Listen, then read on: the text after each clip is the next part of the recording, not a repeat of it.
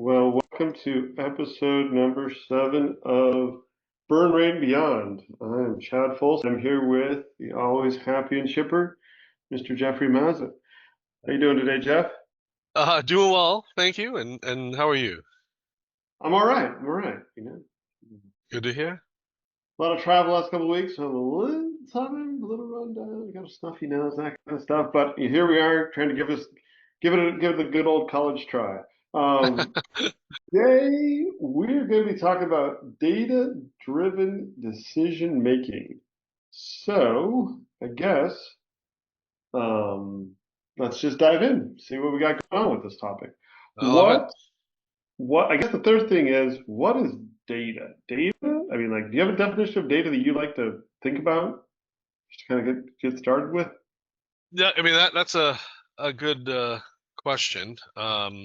But I guess when it comes to data, to me it's more when I think of data, I don't have like I guess formal definition, but it's more along the lines of more concrete, tangible items that we kind of can look at, digest to make decisions from compared to intuition or what your gut is telling you. So it's more about, finite items to look at and really digest.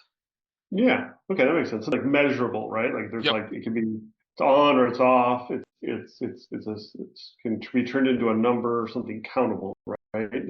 That's kind of Yep. the ways I like to think about data. Okay, so you mentioned that like the juxtaposition of your gut feeling, right? Um, so that's a question Yeah. thing is like lots of people like to manage things a little bit by like the seat of their pants, just like what's my gut telling me? Should I get up and try to sell some stuff today? Should I get up and try to build something new today? What should I do? And I think there's a I guess there's like there's nothing necessarily wrong with that. I guess when I think about that, I always think about like the presidents of the United States. Like there's some I think it was George W. Bush who's like kind of just went by emotions. He ran on emotions, and Obama was more of a data kind of guy and analytical kind of guy. So it's like, well, who was better? I don't know. Well, that's sort of a endless debate. But the question is data better than emotions? Like which one actually works better in business, independent of your political views or all the other stuff that's now ancient history? Which one works better in business?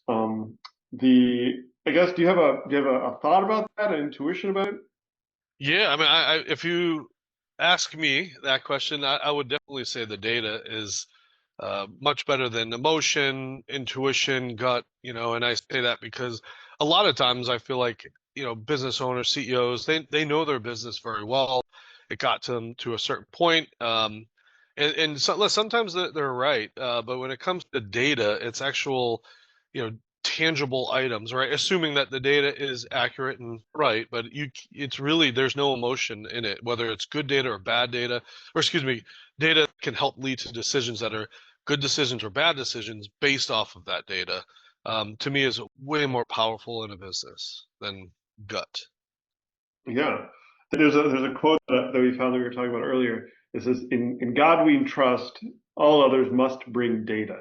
That's a quote by W. Edwards Deming, who was a pretty interesting guy. But I like the idea that it's like, okay, cool, yeah. There's we can trust lots of people, but in reality, most of the business leaders or the people driving the business really need to understand the data that's driving either their sector or the business in general or what's going on. So I guess let's dive in a little bit more on what kind of data we're talking about. So one concept that I've heard before is a KPI, and is that like is that the most important data, or is that what is that data? I guess how let's dive into the whole concept of KPIs.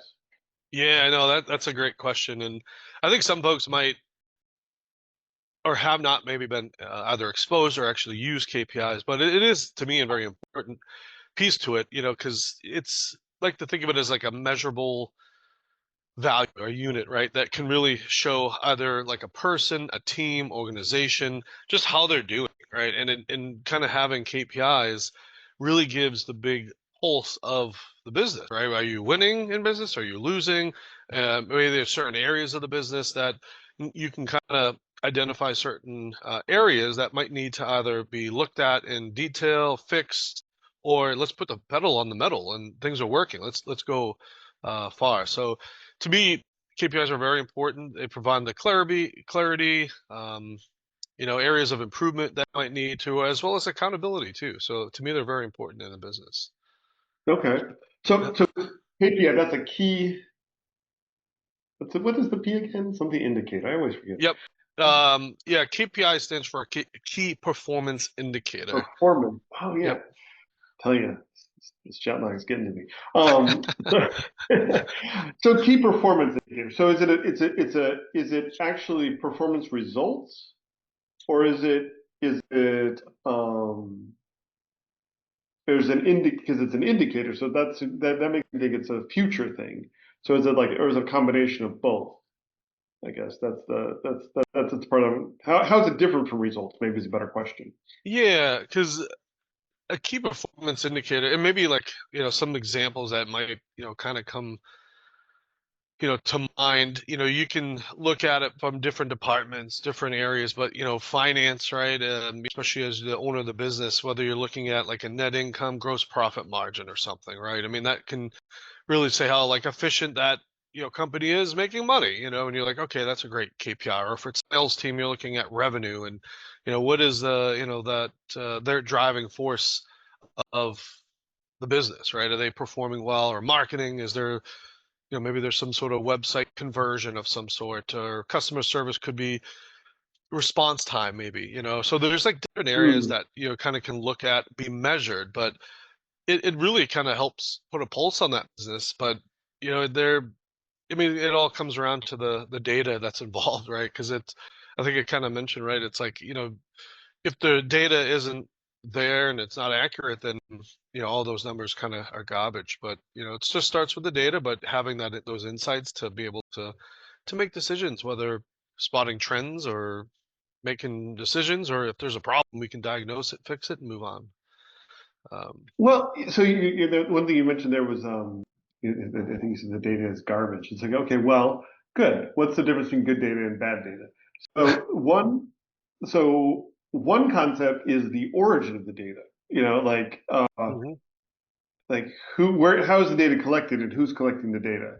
Do you have any thoughts on that? How that does that create garbage or is that not garbage? Like, Well, I think it starts with that, right? Because the KPIs are using the data, but to me, it's comes well, yeah, it's like whoever's compiling that data, whether it's those are departmental, numbers that we're looking at, but a lot of times it comes from financials, and if that's the case, using good accounting software, good team in place to make sure it's right and accurate. If it's other areas, whether it's performance of individuals, or if it's sales data, website conversions, just making sure that that's right too. So it does start from the ground level of making sure that data is done. So whoever's a person doing it, making sure I would test it in the beginning, make sure it's accurate, um, and then away you go and start looking into those KPIs. yeah, because there's actually a whole concept of like there's a bunch of places where manual data collection can actually it's like I guess the concept of like self-reporting, right? So Hmm. while everyone I think has in general has like the intention to do their best, if they're the ones who have to report how well they're actually doing, it's very easy to you inflate your numbers or deflate your numbers depending on what your intention is, or to just skip it for the day if it wasn't a good day, and so then that leads to gaps in the data, inconsistency in the data, lack of timeliness. People get busy. If they're the only one who knows what the actual true number is, then there's no accountability. So that's where you get into like the idea of, or if people sometimes the other thing that happens is what's called cognitive fatigue, where it's like, okay, I don't remember what I did yesterday, but usually I do about 12, so we'll just put 12 in, right? Yeah. Um, and so then the idea is like, as much as possible, the data needs to be collected automatically through some other system, needs to be gleaned out of another system that's just part of the normal functioning of the business. Like you said, website conversions. Okay, we can go to our website and we can download the number of, impressions and people who actually visited the website versus the people who, added something to their shopping cart versus the ones that actually purchased something, right? So that's Yep. an automated piece of data versus, asking the receptionist, well, how many times did the phone ring today before you answered it? And you're like, oh, just a half a ring. Every time it rang, I picked it up after the first half ring, just because that was the goal or whatever, right? So Yep. the idea is that's the to get good data, you want it to be automated. You don't want people to just be filling out a chart by themselves on their own performance. Another thing would be that they be filling it out on someone else's performance, but that also has some gaps. So well, good stuff. There's another concept is like when you talk about like website conversions. It always makes me think of everybody's favorite e-commerce company, Amazon. And Amazon is famous for having amazing data and making decisions based on data. But part of the challenge is like everyone's like Amazon's gigantic, right? Like they have had, there's millions and millions of dollars that were invested to help them get started, and not everyone. So what's the right size? Like we generally work with small businesses, and like how small is the business? Is a business too small to have good data? Do you have some thoughts on that one? Yeah, I don't think at all. In fact, I would probably, there's probably maybe a strong argument that even at a smaller company, you should have the data. I mean, just starting out, I mean, I feel like the owners or CEOs and leadership are wearing many hats and everyone's running. So trying to find some, maybe good team members, whether they're internal or outsourced, to be able to help with that data collection and making sure that the data is right can be very, very powerful. I think because, like you said, just kind of think about that owner that's wearing 75 hats that are barely staying on. It's like, oh, now I gotta at night, kind of put some data together so we can look at it when there might be some sort of human error, there's inconsistency, or maybe they skip a couple weeks and there's some lag time there.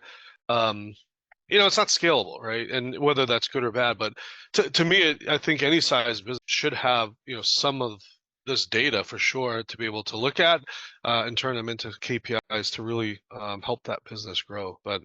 Um, but yeah, I mean, to me, it doesn't matter, especially those big companies. I mean, they really leverage the data big time. I mean, I think we all had those. I think on the road there. We were talking about just being able to talk about a certain item or product, and next thing you know, it just shows up on your phone or in your cart of some sort because they use that data, right? They gather it, they look at your profiles and say, oh, they might like this, and and they do it to help them grow. Whether they're infringing on our listening, and that's a different conversation there, but we all have some sort of story around that too. But yeah, to me, it doesn't matter. I think all businesses should have good data to be able to use that data to help them grow. Excellent. So I guess the other piece is what does it really need to get down to every single team member in the business, or is it if you had to choose one place to start for like KPI and data, where would you say is like the most important place to start if you really haven't got a handle on which data you want to track or which KPIs you think are most useful? Yeah, I mean, I kind of just when you kind of asked that question, the first kind of thing in my head came of like that early stage company. Maybe they're just started the year 1, 2, 3 years into business, but it starts, I think, with the financials, right? Looking at the revenue side of that, looking at some sort of operation, the spend, looking at net income, kind of give you that pulse because things start to not add up. You can identify problems and be able to fix them, whether that is a revenue problem, sales. Is there a big spend that's happening in the business that you need to fix? Maybe there's budgets involved or conversations that need to have, but being able to take a look at those is a great starting point. And then if there's a revenue problem, you might determine, is it a sales thing? Is it conversions? That maybe we should start tracking that too, because that way you can actually identify any problem areas that we can kind of keep an eye on it too, so we don't run into that. But so I think you start with financial metrics and KPIs, and then you start to unpack it a little bit, and there's a lot more that can start coming around. Okay, yeah, and so financials and sales, yeah, there's big drivers of business. That makes sense. Um, and then I guess the other piece is like, cool, we're tracking this data, and then what? You know, how do we know that we're that it's working? I guess it's like, I think I've heard of all these things like, oh, you know, the big guy, you know, the top manager should be receiving information on the dashboard, right? Like a dashboard or like a summary of whatever important data that they're getting. So I've heard this other quote that says, if your dashboard doesn't lead to decisions, it's just expensive wallpaper, right? Like, so what That's a great one. what does that mean? Talk to me about that Sure. one. I love that though. That's great. But yeah, I love even just, the dashboard itself, right? I mean, I kind of like to think that all business owners, especially large organizations, but they should be able to, I like to say, if you're gone as a business owner, a CEO of some sort, you leave for a month, 2 months, right? And you're not working at all, you're out of that business. What is that one kind of dashboard that you want to look at that you understand how the business is doing? Are there any problems or issues, just by that dashboard, right? And it could be different from all businesses, but that way there's no worry. You have a good pulse on it. So, yeah, to that point, it's having some sort of dashboard that you can kind of look at that really gives you a really good insight into all facets of that organization. Whether it's how is revenue doing? Let's look at our net income. Let's look at head count or hires, fire. Whatever that number may be, sales, conversions, having a pulse. But yeah, if it's not useful for you, then like you said, it could be expensive wallpaper there. Yeah, so the key is there is decision. Like it needs to lead to some sort of action. Hmm. Um, and in lots of ways, that's where the data is useless without context, right? So like a million is a good number or a bad number depending on the context, right? Like $1 Yeah. million, $1 million revenue uh, uh, in a lifetime is not very impressive, maybe for a business. $1 million in a year is okay. $1 million in a day is better. $1 million in an hour is Yeah. even better, right? Like, so there's the context to say, okay, well, this is a number, but what is a good number given the situation? And that's where the dashboard really needs to be able to say, okay, in a few seconds, I can look at it and I can see if these numbers are meaningful and we're on track, or if they are out of range and we need to take action. And ideally, the action is fairly clear, right? Okay, sales are low. Okay, well, we need to increase outbound sales, phone calls, or net income's low. Okay, well, we need to cut costs or drive revenue. So there's the idea that to me that's one of the fundamental things about data is that the clearer you can get from identifying that there's an issue to actually taking an action is how you can really speed up change and keep and like you said, keep the pulse on the business. It's like, okay, well, the pulse. What is the pulse?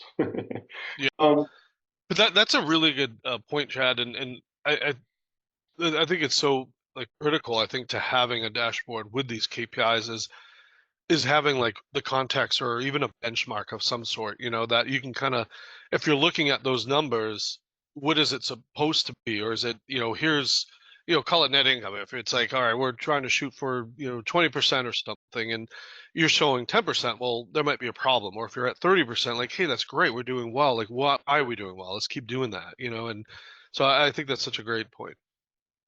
yeah. So I guess with respect to these data-driven decisions, is this something that we need to be looking at every day, every week, every month, every quarter, every year? Like, do you have like an idea of like the consistency that makes sense for this? Yeah, I think there's some metrics that could be looked more frequently than others. I mean, you look at, call it the financials, right? I mean, those are usually closing the books on a monthly basis. And, some people I know do quarterly closes, but for the most part of it, it's monthly. So if you're looking at the financial data, then maybe it's monthly. Maybe the systems aren't up to date on a daily, weekly basis yet until it's actually closed. So to me, that's more of maybe a monthly tool. But maybe there's some sales data that could be more weekly. And there's probably some data if they're, how many calls did you do in a day? The team. Then you can look at that daily even. So I think it's there's certain metrics that might require a little bit more frequency in terms of updating and looking than other data too.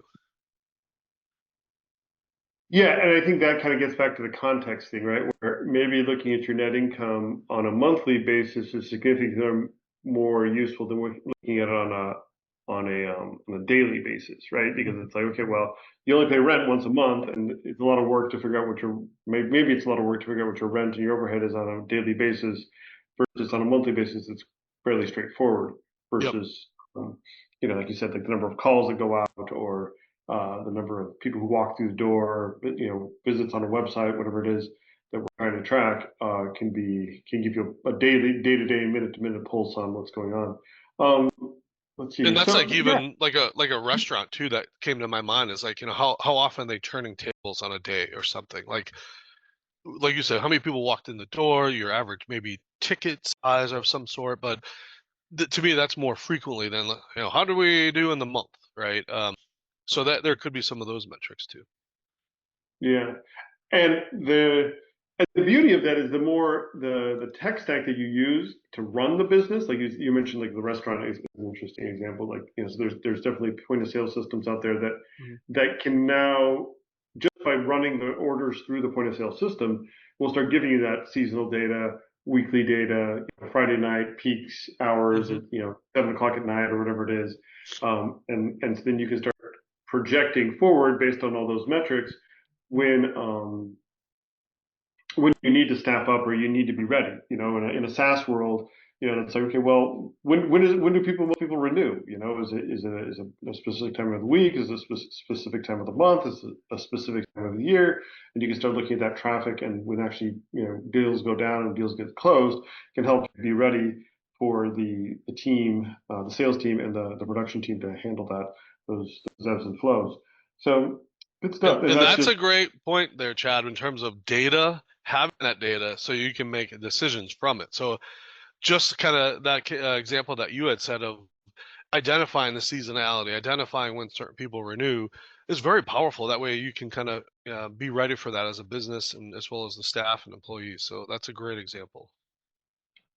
Yeah. So I guess the this is fun stuff. The in the sense of lots of this is financial, but lots of it is also the KPIs can often be non-financial data. Just so I think there's a balance between both, and they both play a role. Well, I guess that's mostly what I had here on this side. On my side, did you have any other thoughts to add to this wonderful topic? Yeah, I mean, it's just the only thing is like kind of what this topic is really just having the data that is useful to yourself, the business, and being able to help grow. Minimizing I don't say cost, but just any sort of recovery of any sort of areas that need a little bit focus on. But those are some great examples of kind of what we were talking about is being able to have the data, but then use that data to your advantage and not just. I think it's slower in this time, but if you have the data, you're like for the past 3 years, 5 years, 10 years, like we know exactly when this is coming to be prepared for certain, um, either downflows or we know how the sales team when they're busy season is or whatever, but it's very useful when it comes to data, looking at it and making good decisions. That makes me think of another funny quote I saw on this. It says, "Emotions say this feels right. The data says here's a chart proving you're wrong." Right? Like, It's true though. Like how many it's funny. times like even just come across someone was like says something, you're like, oh, I think this, and you're like, well, the data's saying something different here. It's Yeah. completely different. So So either that's we're good. missing something or yeah. I love it. That's great. All righty. Well, good stuff, Jeff. Good connecting with you again today, and we will be back again next week with another CEO tip on how to keep the business running and the revenues growing and the profits growing even faster. Anyway, good stuff. Take care.